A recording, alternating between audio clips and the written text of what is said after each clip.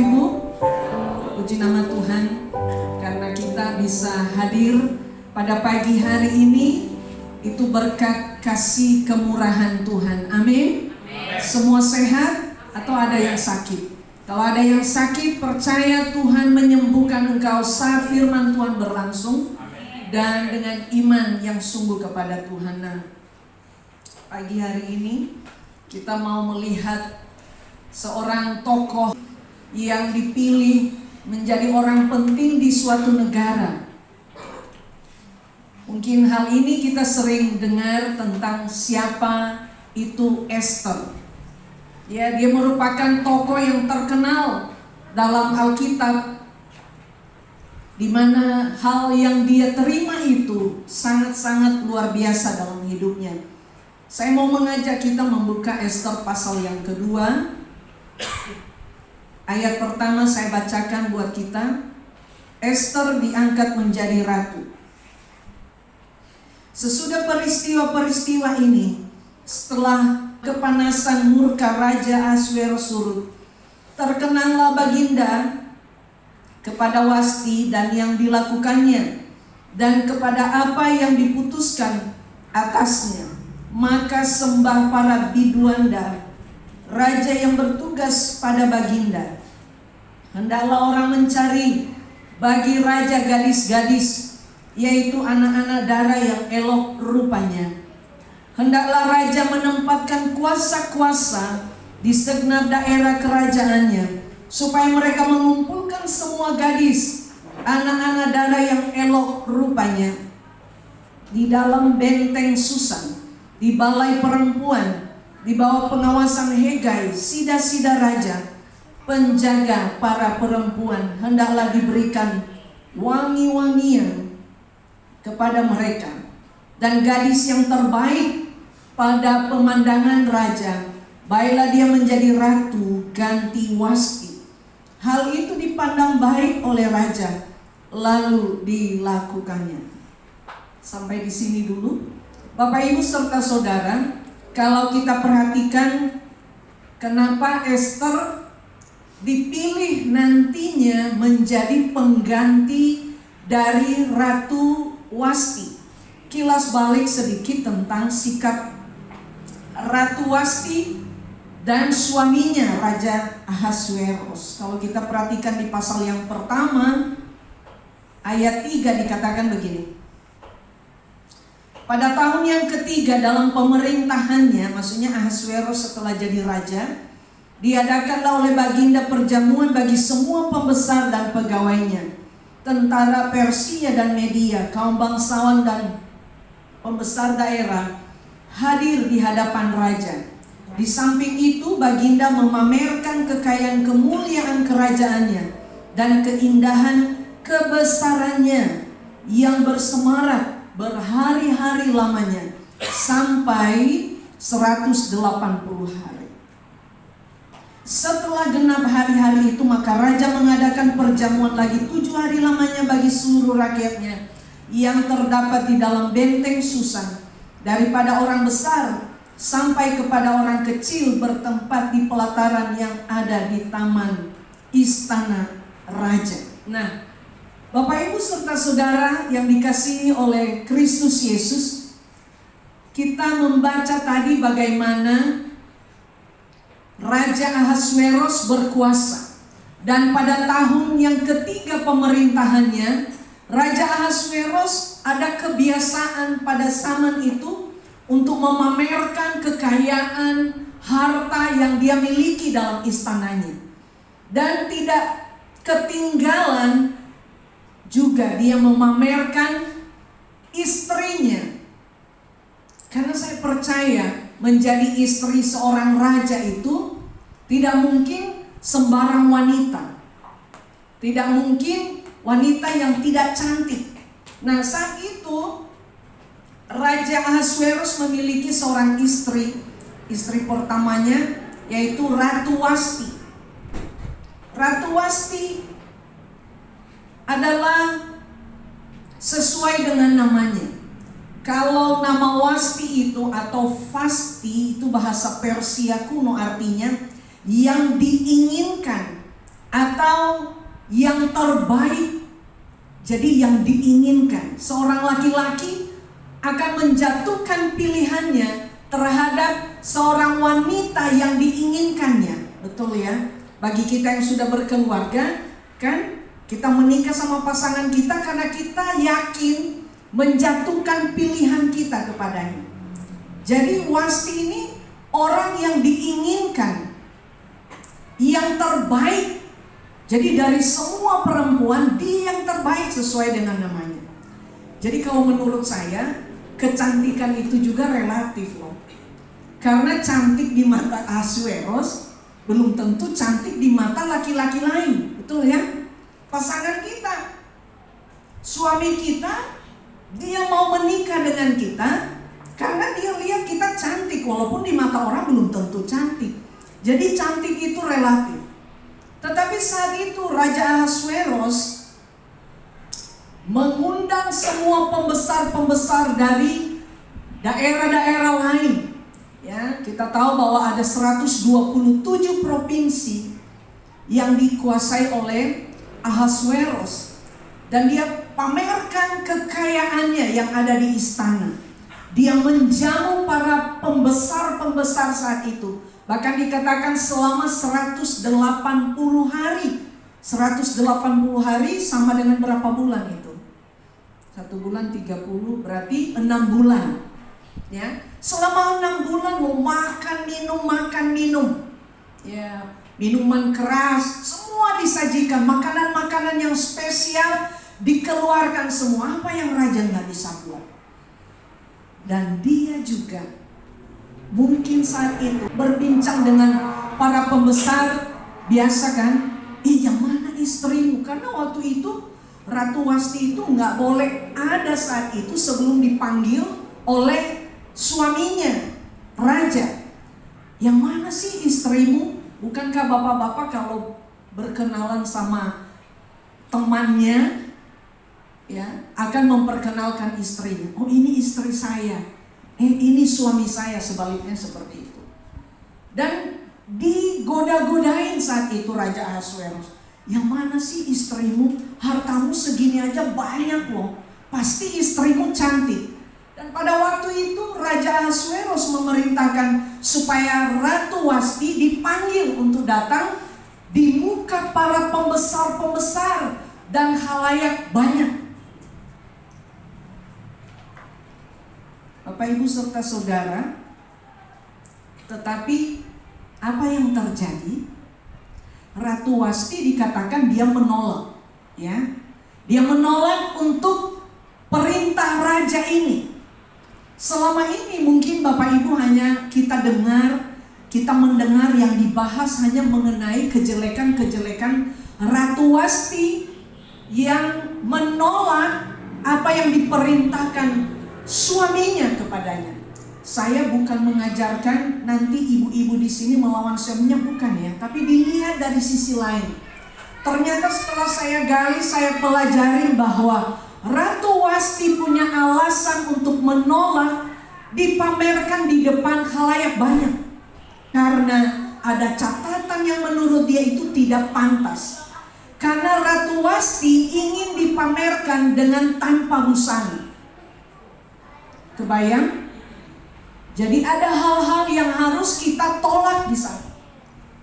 Suaminya ingin memamerkan kecantikan dari Ratu Wasti tersebut. Tapi Ratu Wasti menolaknya dengan hal itu. Beberapa penafsir mengatakan Ratu Wasti menolak karena dia disuruh telanjang di depan para tamu Raja Ahasuerus. Ya pastinya orang yang punya akal sehat, orang yang masih waras, dia akan menolak. Jadi di sini tidak berlaku tunduk kepada suami. Ada hal-hal yang harus kita lawan, ada hal-hal yang harus kita tidak ikuti kalau tidak sesuai dengan kebenaran firman Tuhan. Ratu Wasti menolak adanya perlakuan diskriminasi derajat seorang wanita di mata para laki-laki. Wasti menunjukkan rasa emansipasinya sebagai wanita yang punya harkat martabat juga di depan para lelaki lain. Nah, tetapi dalam Midras, Wasti digambarkan sebagai orang jahat. Seperti yang selama ini kita dengar, oh dia jahat, dia melawan suaminya, tanpa kita melihat background dari cerita ini. Nah, Bapak Ibu akan mengerti nanti kenapa Wasti menolak hal itu. Namun di tafsiran feminis dari kisah hari raya Yahudi, yaitu hari raya Purim, Wasti dilihat sebagai pahlawan wanita yang berpikir independen atau mandiri. Masih ingat kita pahlawan di Indonesia yaitu Kartini. Terima kasih. Kartini, dia melawan perlakuan diskriminasi atas anak-anak perempuan di bangsa Indonesia yang tidak perlu lulus sekolah, balik-balik nanti ke dapur katanya. Ya, tapi dia melawan hal itu, dia sekolah. Itulah sebabnya saya bisa ada di belakang mimbar ini, saya bisa melayani karena selain kemurahan Tuhan, ada pendobrak hak-hak yang semestinya dimiliki oleh semua kalangan, sama derajat di mata Tuhan. Bapak Ibu serta saudara, kita tinggalkan sejenak tentang Ratu Wasti. Itu bisa kita bahas nanti, wah itu pasti seru. Nah, kita masuk ke topik tentang Esther. Kenapa akhirnya Esther menjadi pengganti Ratu Wasti? Ratu Wasti juga dengan perlakuan menolak apa yang dimintakan oleh suaminya, memberikan kesempatan kepada Esther untuk mengetahui rencana Allah atas hidupnya. Dari keadaan bukan siapa-siapa, tahu kan kita bahwa Esther merupakan salah seorang buangan saat itu. Dia bersama dengan pamannya. Jadi pamannya ini namanya Mordekai. Mordekai ini mengasuh Hadasa ini atau Esther ini dari kecil karena dia merupakan anak yatim piatu. Dia dipelihara sampai besar, sampai di pembuangan juga pamannya ini yang mengasuhnya, membesarkan dia. Nah, pada waktu tadi kita baca pasal 2 bahwa diumumkan ke seluruh daerah untuk mencari anak-anak gadis dan yang cantik untuk menjadi pengganti Ratu Wasti. Bapak Ibu serta saudara, lagu tadi kita dengar di lagu pertama kalau saya nggak salah, nggak punya dasar untuk berharap.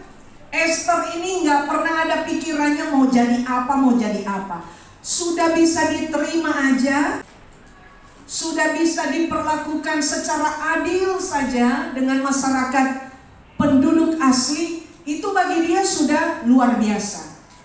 Dia sama pamannya, diajarin pamannya, tapi tetap pamannya bilang begini, kamu harus tahu identitasmu, kamu orang Yahudi.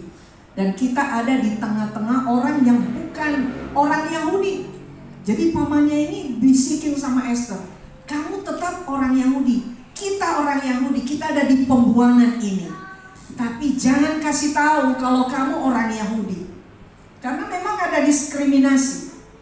Bukankah kita juga yang tinggal di rantau, ada di kota ini, kalau orang tahu kita dari, wah iya ya, seperti itulah perlakuan.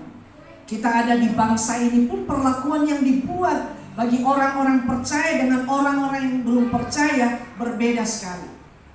Banyak contoh-contoh yang kita sudah lihat dan kita dengar.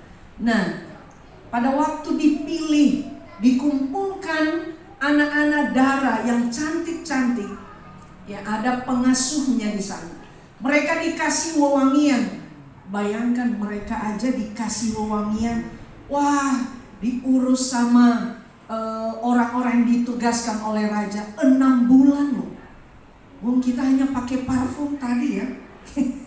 Sudah harum. Ini 6 bulan diparfumin, diwangi-wangi, dikasih rempah-rempah supaya kalau nanti dia masuk di kerajaan, ya, ketemu sama raja, Baru dari halaman harumnya udah semerbak kemana-mana seperti iklan di TV. Padahal nggak kayak gitu ya, keluar bunga dari dalam badan orang.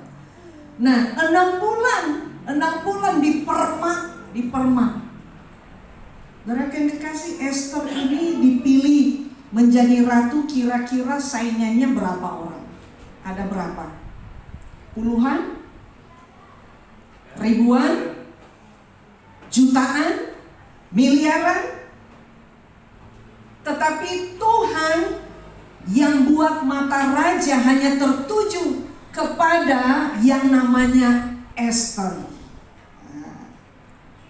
Miliaran penduduk dunia, tapi Bapak Ibu bisa menjadi anak-anak Tuhan itu karena Tuhan menjatuhkan pandangannya kepada Bapak Ibu. Waktu Tuhan lihat mata Bapak Ibu, Dia bilang, ini dia anakku. Esther banyak saingannya, saya katakan, nggak kalah cantik dengan dia. Jadi saya mau ulang lagi ya, kecantikan itu relatif, tapi yang paling penting kecantikan hati seseorang. Karena apa yang terpancarkan dari muka seseorang adalah isi hatinya. Kalau saya marah sama anak-anak, nggak mungkin muka senyum. Jadi bohong orang kalau bilang dia contohnya ngomong yang nggak benar, tapi hatinya baik. Enggak. Kalau saya marah sama orang, itu karena hati saya kesel. Jadi bapak-bapak, kalau istrinya sudah masam mukanya, itu dia udah marah itu. Kalau mukanya udah masam, itu karena mungkin hatinya sudah nggak tahan menahan hal itu, dan terpancarlah di wajah, dan terakhir keluar di mulutnya. Tapi kita sebagai anak-anak Tuhan diajar untuk bisa menguasai, mengontrol hidup kita karena ada firman dalam hidup kita. Banyak saingan Esther, tetapi Tuhan yang membuat semuanya itu terjadi. Di luar batas, melampaui batas. Tuhan bekerja melampaui batas. God walking beyond limit, melebihi batas apapun. Apa dasar harapan Esther bisa menjadi ratu? Enggak ada. Dia anak yatim piatu, dia seorang buangan, seorang tawanan, enggak berharap sama sekali. Tidak ada dasar untuk berharap, tapi dia tahu bahwa kalau Tuhan yang sudah menentukan itu, nggak ada juga yang bisa ganggu gugat hal itu. Itu mutlak untuk kita, itu mutlak untuk Esther. Pertanyaannya, apakah Bapak Ibu serta saudara ada dalam posisi seperti Esther saat ini? Anak yatim piatu, bukan orang hebat, bukan berasal dari keluarga yang luar biasa. Mungkin kita dari keluarga yang biasa-biasa saja. Mungkin kita anak yatim piatu. Mungkin ayah ibu kita gak peduli terhadap kita. Mungkin dalam kita punya saudara, dari sekian punya saudara, ada perlakuan-perlakuan yang berbeda yang kita terima. Tapi ingatlah, Tuhan menyambut kita. Amin. Ingatkah pada waktu Raja Daud merasa tertolak oleh keluarganya, ayah dan ibunya? Pada waktu peristiwa Nabi Samuel datang ke rumahnya Isai, ya, bapaknya Daud ini, pada waktu Nabi Samuel datang untuk mengurapi anak-anak dari Isai yang akan dipilih menjadi raja, yang ditonjolkan siapa? Kakak-kakaknya yang gagah perkasa, kakak-kakaknya yang punya postur tubuh luar biasa, di atas rata-rata. Tapi ayah dan ibunya menganggap remeh Daud, tidak diperhitungkan saat itu, bahkan tidak diingat. Mungkin kalau Nabi Samuel tidak bertanya, apakah Pak Isai hanya ini anak-anakmu? Mungkin dia nggak akan ingat Daud. Karena waktu itu Daud ada di padang untuk menggembalakan kambing domba. Nggak dipandang, nggak diingat, nggak masuk nominal. Jangankan orang lain, bapak sama ibunya nggak memandang Daud ini punya hal yang spesial dalam hidup. Mereka memandang dia sebagai bocah cilik. Mereka menganggap dia sebagai anak yang paling kecil, yang tidak tahu apa-apa, hanya taunya nganun kambing domba, yang setiap hari dia harus ke padang memberikan makan kambing dombanya. Tapi itulah yang disampaikan, dinyanyikan, dipujikan oleh Raja Daud dalam Mazmur. Kita lihat dalam Mazmur, dia katakan begini. Mazmur 27 ayat 10.